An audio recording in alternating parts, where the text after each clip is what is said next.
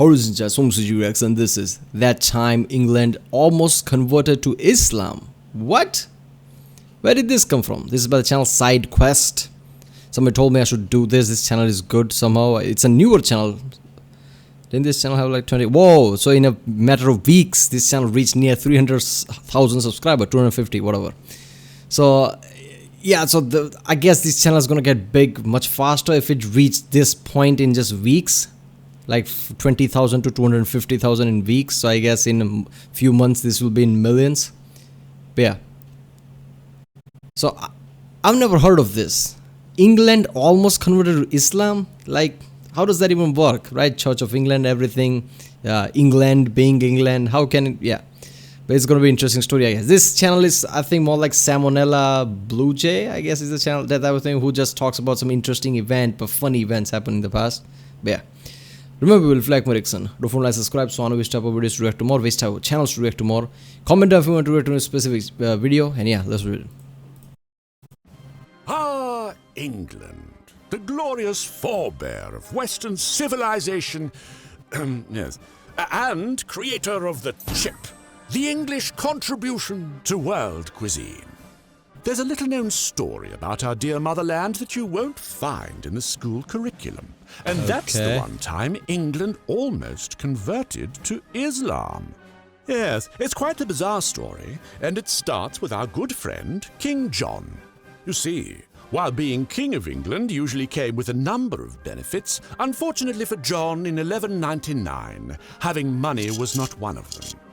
The previous King of England, John's brother, Richard, a.k.a. Richard the Lionheart, a.k.a. Brave Daddy. Crusades basically drain up the coffers, He doesn't like that. Had been rather liberal with his spending.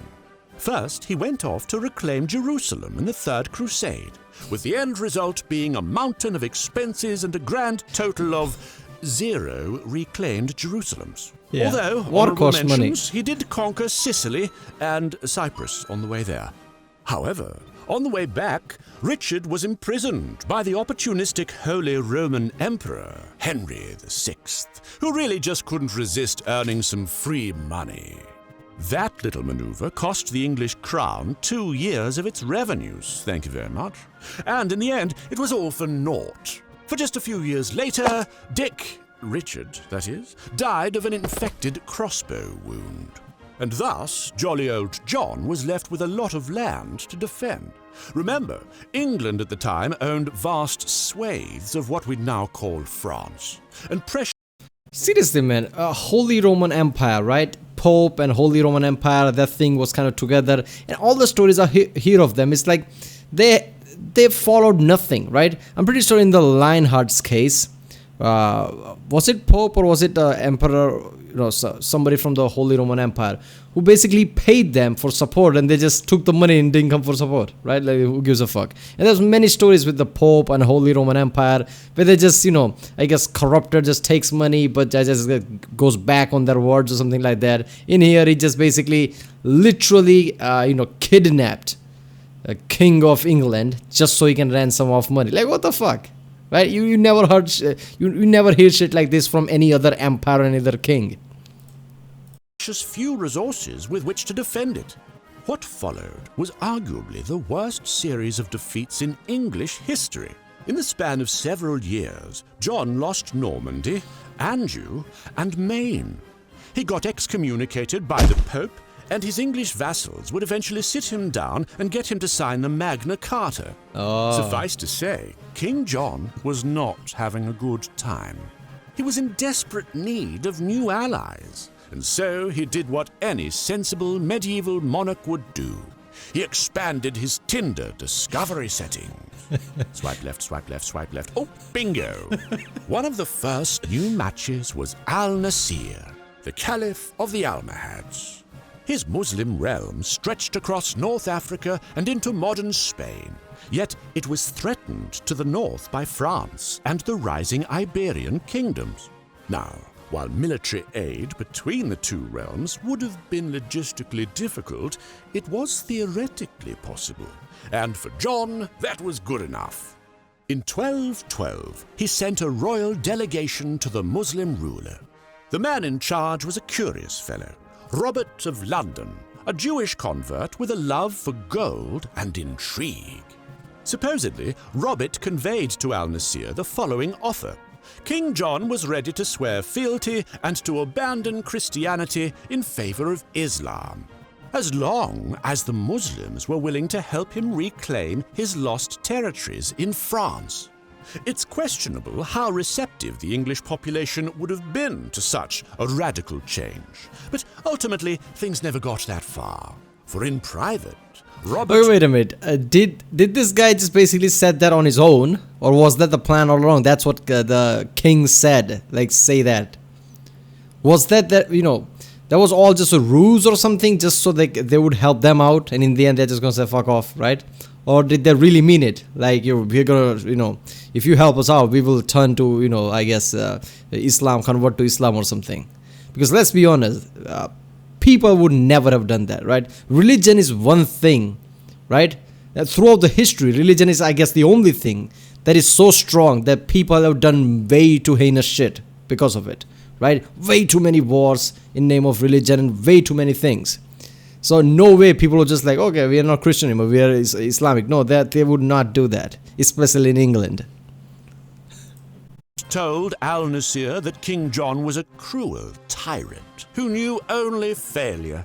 The Caliph rewarded Robert for his honesty and sent the rest of the envoy off empty-handed. When Robert returned to his king, he showed the gifts as proof that he'd had a very productive conversation with the Muslim ruler, for which John rewarded him with even more gifts and a position as abbot of St. Albans.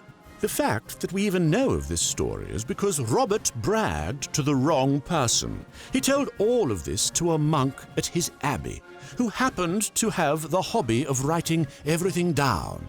Funnily enough, interesting. That monk would later write that Robert was eventually caught and exiled for embezzling church funds. But anyway, this whole ordeal ultimately amounted to nothing, for al-Nasir died a year later at the hands of the Crusaders, with King John himself kicking the bucket not long after. Of course, there are some arguments that Robert had intentionally mistranslated the king's proposal. Perhaps what John was really offering was to merely pay tribute. Some historians even argue that the meeting never took place. Shock horror. Which may very well be the case, though one should never I guess certain people just basically claim the meeting never took place solely based on lack of evidence, right? I mean, it's just one guy's writing. I mean, he could just be lying, and historians might be basing off that. But when we talk about history, certain events, we don't have much of evidence, right? We have one or two evidence here and there, so it always goes with like, maybe this didn't happen, but there's a some evidence behind it, some writing behind it. So I guess, think anything of this event you want. I guess in the end that's the case. So it probably could have happened. I can see it happening, but also see that no way in hell John said that to him. They said, we're gonna convert to Islam. No ruler would ever say that, right? They know that their people would basically never go for it, and I'm done if I even propose such a thing. So I guess the guy basically tried to, either he was an idiot, right, and he just misheard what John said, or he intentionally just said that just to dupe who was that? The king of what Islamic country that was, right? So just so they can help out, because at that point they were just desperate. Any help is fine. Underestimate the power of desperation. Unlike King John, we here at SideQuest intend on being much more successful in our conquest. In fact, I dare say that the conquest of YouTube has been coming along quite nicely these past few weeks. So a big, hearty thanks to you all out there Seriously. for proudly flying the SideQuest. It just says, what?